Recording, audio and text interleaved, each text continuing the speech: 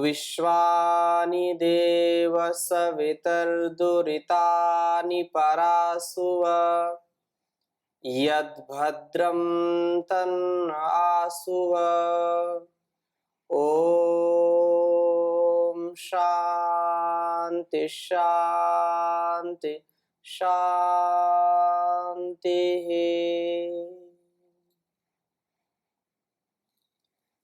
दिव्य जीवन के इस कार्यक्रम में आपका हार्दिक स्वागत है। मैं स्वामी परमार्थ देव विगत कितने संदर्भों में आप सबके समक्ष इस चर्चा को बड़े दिव्यता के साथ ऋषिकल्प परम पूज्य श्री गुरु जी महाराज के श्रीमुख से हमने श्रवण किया और बहुत सौभाग्यशाली हैं हम कि ऐसे समर्थ गुरुओं का सानिध्य हमको मिल रहा है, जिनके दीर्घ काल के शास्त्र और वेद आदि जो भी ऋषिकृत ईश्वर प्रदत्त ज्ञान विज्ञान है उसको जो स्वयं जीते हैं और जिनका स्वयं का जीवन का अनुभव है। जब समर्थ गुरु समर्थ माता पिता हमको मिलते हैं तो निश्चित रूप से हमारा जीवन सौभाग्य से भर जाता है। सौभाग्य तो है ही है कि हमारा जीवन है वो एक मनुष्य के रूप में हमको मिला है, और उससे बड़ा सौभाग्य ये है कि ऐसे माता पिता गुरु आचार्यों का सानिध्य। अब ऐसी स्थिति में भी यदि हमारा जीवन दिव्य ना बने तो ये हमारी त्रुटि है, हमारे पुरुषार्थ की कमी है, हमारे उत्साह की कमी है। अतः सारे संदर्भों में हमको सहजता पूर्वक, स्वीकार्यता पूर्वक, सकारात्मकता पूर्वक जीवन को जीने का प्रयास करना चाहिए। और इस प्रयास में निसंदेह अनेक बाधाएं आएंगी, अनेक कष्ट मिलते हैं, क्योंकि परम पूज्य गुरु जी से मैंने अनेकों बार इस बात को सुना कि हमको साधक बनने का प्रयास करना चाहिए, सुधारक नहीं। तो साधक बने हम, उसके लिए मूलभूत किस चीज की आवश्यकता है, अनेक संदर्भों में हम चर्चा करेंगे, पिछले भी कक्षाओं में की है।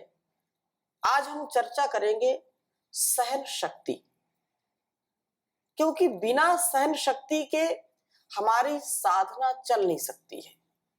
हम कोई सेवा करते हैं, समर्पण के साथ सेवा करते हैं, लेकिन वहां भी सहन शक्ति की आवश्यकता होती है। कहते हैं जो सहते हैं वही रहते हैं, जो नहीं सहते वो नहीं रहते।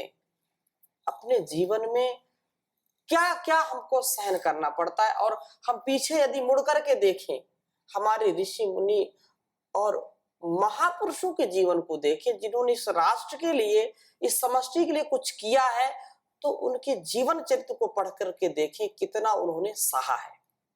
लेकिन आज का जो परिवेश है, लोग एक दूसरे की बात सहन नहीं करते। मैं कैसे सहन कर सकती हूं, मैं कैसे सहन कर सकता हूं ना, मैं बिल्कुल इस बात को नहीं सहन कर सकता या कर सकती हूं। तो फिर जब सहन शक्ति नहीं है, ना शरीर कुछ सहन कर सकता है, ना मानसिक रूप से हम कुछ सहन कर सकते हैं, तो जीवन हम जी करके भी कुछ प्राप्त नहीं कर सकते हैं। अतः सहन शक्ति जो सहना है, इस संदर्भ में आज परम पूज्य गुरु जी का मार्गदर्शन हमको मिलेगा। परम पूज्य गुरु जी के चरणों में कोटि सा नमन है, वंदन है। गुरु जी, सहन शक्ति ये बहुत बड़ा तत्व है।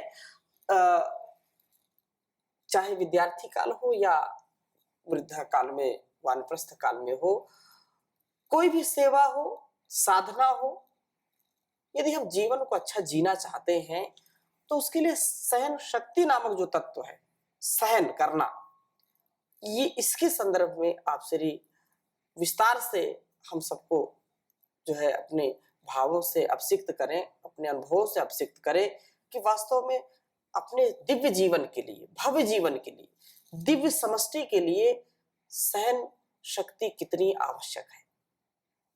हमारे लिए सहन करना मानव जीवन के लिए धर्म कहा है। जी यानी हमारे जीवन के जो पुरुषार्थ हैं, पुरुषार्थ चतुष्टय बोलते हैं, जी उनमें एक धर्म है, दूसरा अर्थ है, तीसरा काम है, चौथा मोक्ष है। तो धर्म जो होता है वो हमारे जीवन को धारण करने वाला तत्व है। जी अर्थ और काम हमारे धर्म पूर्वक जब अर्थ और काम हमें प्राप्त होते हैं तो वे धर्म संयुक्त होने के कारण उनको हमारे जीवन के पुरुषार्थ कहे गए हैं। जी यानी पुरुष के सहयोगी, पुरुष की चाह, पुरुष के लिए आगे बढ़ाने वाले तत्व कहे जाते हैं। जी तो सहन करना, क्षमा जिसको कहते हैं, क्षमा का दूसरा नाम सहन करना होता है। क्षमु सहने पाणिनि ने अर्थ बताया कि जो क्षमा है ये सहन करना ही होता है। धृति क्षमा दमोस्तेयम शौचम इंद्रिय निग्रह। जी तो ये जो क्षमा है, सहोसी सहो मयि देहि, ऐसे प्रार्थनाएं हैं वेदों में जी कि तुम सहन स्वरूप हो, मुझे भी सहन करने की शक्ति दो। हाँ भगवान को हम ऐसे याद करते हैं। परमात्मा एक ही साथ माता का समग्र प्रेम और गुरु का अनंत धैर्य, दोनों के दोनों उसमें मौजूद हैं। जी माने जैसे गुरु में धैर्य होता है, सहन करता रहता है शिष्यों को, जी और उनकी प्रगति कम होती है तो भी उसको सहन करता रहता है, उनकी गलतियों को सहन करता रहता है। तो ऐसे परमात्मा भी हमें सहन करता है। जी जैसे कोई एक व्यवस्थापक, कोई एक राजा, कोई एक गुरु अपने अधीनस्थ लोगों को एक विधान देता है कि ऐसे ऐसे करना है, जी और वे उसका पालन नहीं करते हैं, नियमों को तोड़ते हैं, तो उनको सहन करना ही होता है। हाँ सहन नहीं करेंगे तो अकेला ही रहेगा फिर। जी और दूसरे तो उसके पास इसीलिए आते हैं ना कि वो अपूर्ण है। तो अपूर्ण, उसके ज्ञान की स्थिति और शिष्य के ज्ञान की स्थिति अलग अलग होती है ना। जी तो वो अपने अनुसार आचार्य लोग कैसे तुलना कर सकते हैं कि जैसे मैं करता हूँ वैसे ही इनको भी करना चाहिए। तो इसलिए सहन करना होता है, क्योंकि उनके ज्ञान की स्थिति अलग होती है, आचार्य के ज्ञान की स्थिति अलग होती है, जी भगवान के ज्ञान की स्थिति अलग है, भक्तों के ज्ञान की स्थिति अलग है, इसलिए भगवान भक्तों को सहन करते हैं। राजा के ज्ञान की स्थिति अलग, प्रजा की अलग, राजा प्रजा को, स्वामी सेवक, स्वामी की स्थिति अलग है, सेवक की स्थिति अलग है, जी तो स्वामी सेवक को सहन करता है। तो सहन के बिना हमारा अस्तित्व में कोई स्थान नहीं बन पाएगा, जी यानी हम नष्ट ही हो जाएंगे या दूसरे को नष्ट ही कर डालेंगे। किसी का एक नियम था कि मैं अतिथि को भोजन करा के और फिर मैं भोजन करूंगा। तो उसने आवाज लगाई तो एक मिल गया आकर के और बैठा। भोजन करने से पहले उसको अग्नि पूजन, उसका नियम था कि मैं अग्नि पूजन करके, और जो भोजन कराने वाला था वो इसके विरोध में था। अच्छा तो इस तरह से वो जैसे ही भोजन उसने परोस दिया, और भोजन करने से पहले उसने कहा कि मुझे थोड़ा अग्नि चाहिए। तो बोले अग्नि का क्या करोगे? बोले मेरा नियम है कि मैं अग्नि पूजन करके और फिर भोजन ग्रहण करता हूँ। तो वो सहन नहीं कर पाया और वो एकदम क्रोध में आकर के बोले कि पहले बताना चाहिए था, एकदम से चले जाओ यहाँ से, ऐसे बोल दिया। तो उठ करके चले गए। अब उसको एक आकाशवाणी बोलते हैं ना, अंदर से प्रेरणा हुई जी कि ये जो जिस व्यक्ति को तुमने ऐसे डांटा और भोजन से उठा दिया और स्वयं बुलाया, 80 वर्ष का था वो, तो 80 वर्ष तक तुमने ही इसका पालन किया क्या? 80 वर्ष तक जो इसका पालन हुआ और ये इतनी जीवन को जिया है, जी तो आपने ये नहीं सोचा क्या मैंने ही इसको इतने दिन तक जिंदा रखा है? तो ऐसा होता है, सहन जो है ना, हमारे मन के खिलाफ जो कुछ भी होता है, थोड़ा सा भी होता है, जी उपदेष्टा उपदेश देता है, लेकिन जब उसकी बारी आती है तो वहाँ भूल जाता है, मानी वो उपदेश देता है कि सहन करना चाहिए, पर वो भूल जाता है कि तुझे भी करना होता है कुछ। एक माता मेरे को सुना रही कि हमारे गुरुजी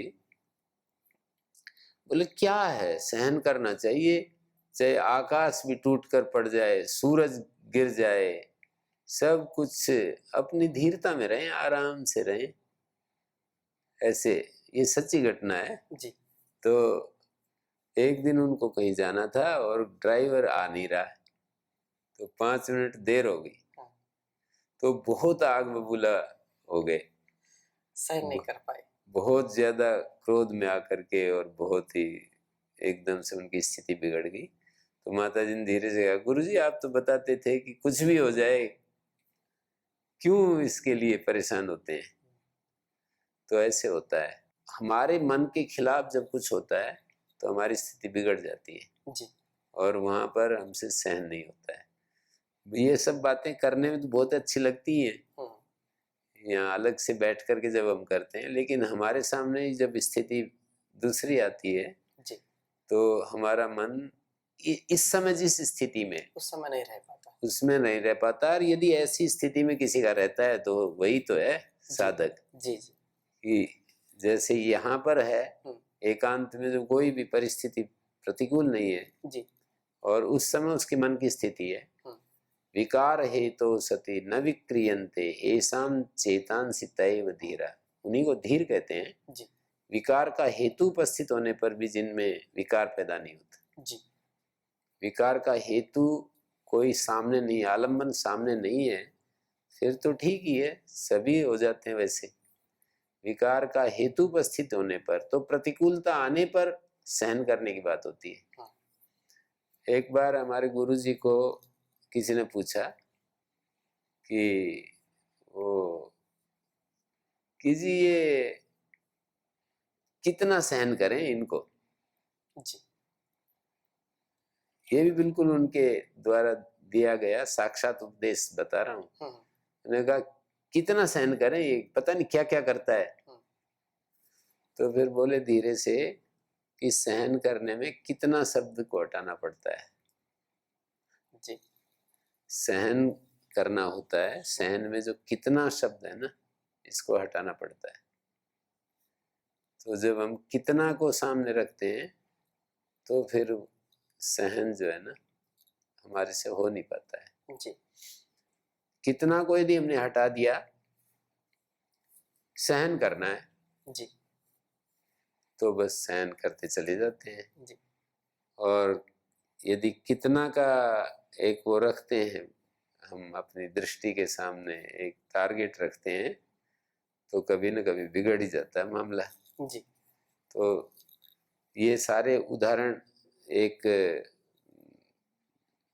जैसे क्षमा बड़न को चाहिए छोटन को उत्पात, ऐसे चलता है ना। जी। कि वही बड़ों को जो शक्तिशाली है वही सहन कर पाते हैं। विदुर नीति में एक बात कही कि सहन करने वाले के ऊपर एक दोष है, क्षमा वीराणाम भूषणम ऐसे बोलते हैं, लेकिन क्षमा करने वाले, सहन करने वालों के ऊपर एक ही आपत्ति है और कोई आपत्ति नहीं है, ऐसे विदुर महाराज कहते हैं। और वो आपत्ति है कि उसको डरपोक समझ लिया जाता है। व्यवहार में जैसे कोई आदमी सहन करता चला जा रहा है तो उसमें एक ही उसके ऊपर आरोप लगता है कि ये कहते हैं, और कोई भी इसमें उसको बुराई नहीं मिलती है, एक बुराई जरूर मिलती है कि उसको कायर समझा जाता है, उसको डरपोक समझा जाता है, उसको वो कुछ बोलता नहीं है तो फिर यूँ कहते हैं कि ये डर गया। तो आप देखिए वैसे संसार तो ऐसा ही है, जो थोड़ा तेज तर्रार होता है उसके सामने सब सही सही काम करते हैं जी। जो सहन करता है तो वो उसको कोई ध्यान ही नहीं देता। तो ये तो उनके कर्तव्य हैं, अब क्या किया जाए। जो हमारे साथ सामने जो अपना कर्तव्य पालन ठीक नहीं करते हैं जी, और हमारी सहन शक्ति का दुरुपयोग करते हैं जी, तो ये हमारा दोष तो नहीं कहा जाएगा, बिल्कुल ये तो उनका दोष है जो उस तरह से जिन्होंने अपने मन को ढाल लिया। तो सहन करना तो साधक के लिए बहुत जरूरी है। देखो सारी सृष्टि कितना, प्रकृति माता कितना सहन करती है जी। आज मनुष्य कितना विरोध में खड़ा है, कितने तरीके से इसको धक्का देने में लगा हुआ है, माने प्रदूषण के द्वारा, गंदगी के द्वारा, और माने पेड़ पौधों को काट कर, जंगलों को काट कर, और नदियों को दूषित करके कितने तरीके से प्रकृति को नष्ट करने में लगा हुआ है। पर प्रकृति तो अपना काम कर ही रही है। आखिरी में जब ऐसी कोई स्थिति आएगी और ये सब कुछ नष्ट भ्रष्ट हो जाएगा, वो अलग बात है। पर जब तक ये चीज नहीं आती है तब तक तो सहन करती ही चली जाएगी प्रकृति माता। लोग कहते हैं धरती भी कितना सहन करती है। क्षमा में धरती की तरह है, तेज में सूर्य की तरह, ऐसे बोलते हैं ना जी। तो क्षमा मानी इसमें कितना कूड़ा करकट क्या क्या डाला जाता है जी। इसके ऊपर, कितना मल मूत्र, सारा सब को सहन करती चली जा रही है। जी। तो वृक्षों को भी सहन के लिए चैतन्य महाप्रभु ये एक बहुत बड़े थे, तो वो तार्किक नैयायिक थे जी। पर बाद में वो भक्त हो गए। जी। बहुत बड़े तार्किक थे, बहुत बड़े विद्वान थे। तार्किक का मतलब नैयायिक, जी। तर्क का मतलब न्याय, तार्किक का अर्थ वैसा नहीं कि तर्क करने वाले जी। तो नैयायिक को तार्किक कहते हैं। जी। तो बहुत बड़े नैयायिक थे, लेकिन वो अपने जीवन में उनका उत्तरार्ध जो था वो भक्ति से भरा हुआ था। तो इतना मतलब उन्होंने एक पुस्तक लिखी तो दूसरे को दिखाई तो वो रोने लगा। बोले क्या बात हो गई? बोले इस पुस्तक के सामने मेरी पुस्तकों को कौन पढ़ेगा, मैंने जो लिखा है वो उसको कौन पढ़ेगा। तो नौका में चल रहे थे, कहीं जा रहे थे जी। तो फिर बोले अच्छा इतनी बात है, तो उन्होंने उठाया और उसको उसमें समुद्र में ऐसे डाल दिया वहीं। तो ये जो प्रेम पूर्ण हृदय होते हैं ना, वो दूसरे के दुख को सहन नहीं करते, बाकी सब कुछ सहन करते हैं। जी। जैसे कहते हैं ना क्या सहन करें, दूसरे के दुख को सहन नहीं कर पाते, बाकी तो सब कुछ सहन करते रहते हैं। जी। तो चैतन्य महाप्रभु का एक वाक्य मुझे याद आ रहा है कि वो कहते थे तृणादपि सुनीचेना वृक्षादपि सहिष्णुना अमानिने मान दानेना कीर्तनीया सदा प्रभु। यदि भगवान का भजन करना है तो उसका तरीका ये है कि तिनके से भी छोटा बन जाए। तृणादपि सुनीचेना, और फिर बोले वृक्षादपि सहिष्णुना। दूसरी बात कही कि जैसे वृक्ष के ऊपर ओले पड़ते हैं, धूप पड़ती है, सर्दी सहन करता है, सब कुछ सहन करता है, वृक्षादपि सहिष्णुना, वृक्ष से भी ज्यादा सहिष्णु होना चाहिए।